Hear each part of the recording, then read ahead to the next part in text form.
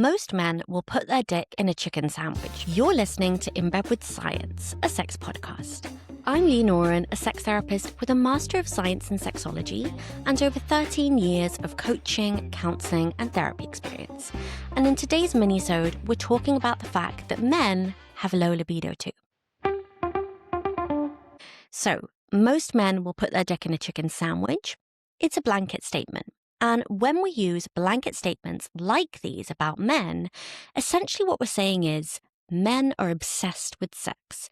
So obsessed, in fact, that they would have sex with anyone or anything just to have sex.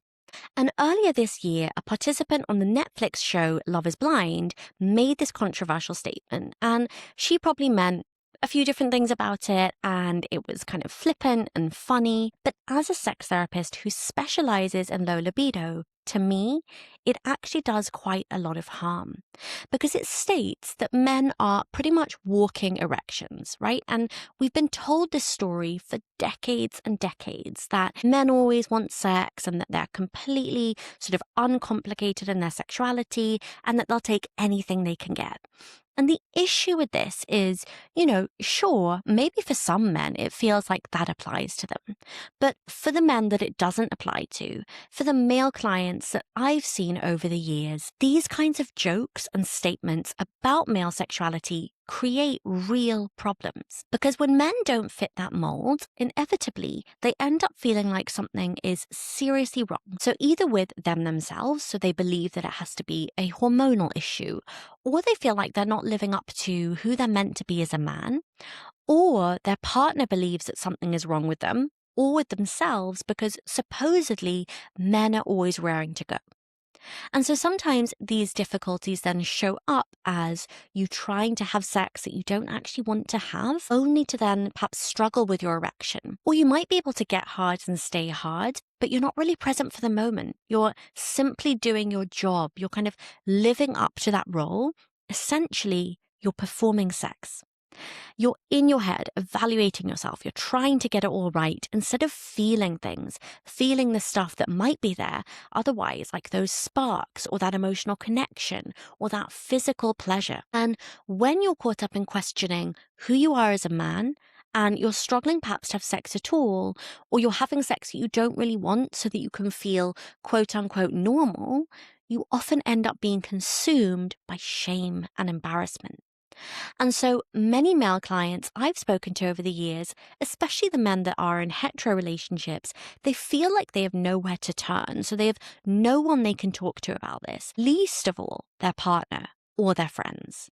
Because seeking help in and of itself is often seen as unmanly by society. Right? Men shouldn't need help. They should be able to solve things themselves. And because we believe that mental health and sexual health concerns are sort of weaknesses in men, that they're proof of our own failings somehow, we retreat. So when we retreat, sexual health concerns like low libido or erectile dysfunction can then turn into mental health concerns like anxiety or depression. It's a vicious cycle.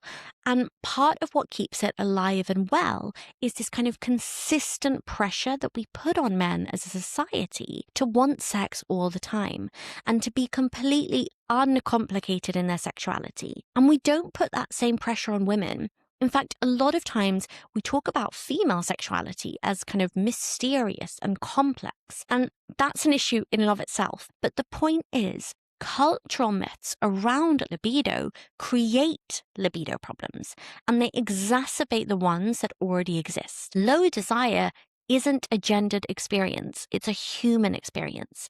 And it's influenced by lots of different things. Things like stress and anxiety and pressure. Things like conflict in the relationship or a lack of emotional intimacy, a focus on performance, or an idea about who you should be sexually that's just not gelling with who you actually are sexually. Desire is complex in a way that we've never been taught.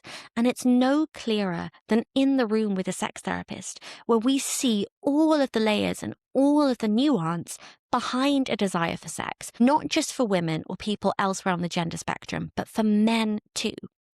So if you're a person with low desire, please know that you're not alone and that these myths are exactly that. They're myths, they're not truths. And likely, part of the reason why you're experiencing low desire is because of the pressure itself, the pressure to always want sex. Your worth isn't tied to how well or how often you perform sexually. You're so much more than that. That's it for In Bed with Science. Please remember that everything shared in this episode is for informational purposes only and isn't a substitute for medical advice or therapy. For personal support, please reach out to a qualified professional. If you're looking to get your sex drive back without pressure and stress and have more and better sex, head to leanoran.com or click on the link in the show notes to learn more about my services. Thanks for listening.